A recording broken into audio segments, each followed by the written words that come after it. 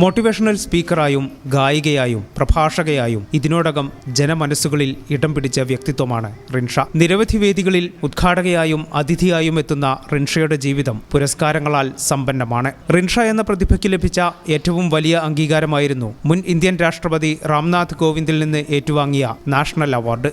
Best creative ചൈൽഡിനുള്ള national അവാർഡാണ് അന്ന് രാംനാഥ് കോവിന്ദിൽ നിന്ന് റിൻഷ ഏറ്റുവാങ്ങിയത്. 2019 സംസ്ഥാന സർക്കാരിന്റെ ഉജ്ജ്വല ബാല്യം പുരസ്കാരവും റിൻഷയെ തേടിയെത്തി. സംഘമിത്ര പുരസ്കാരം, able world award, child achiever award എന്നിവയും ഈ മിടുക്കിയുടെ അക്കൗണ്ടിലുണ്ട്.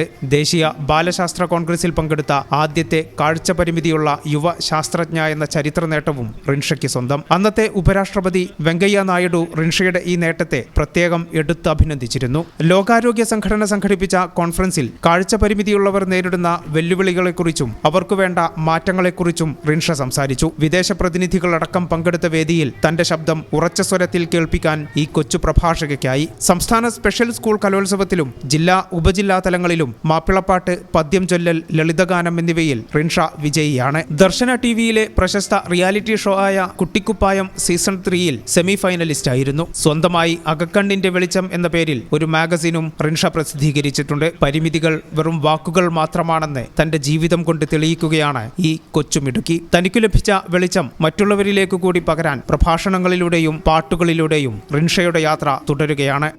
ഈ ചാനൽ ന്യൂസ്, തിരൂർ.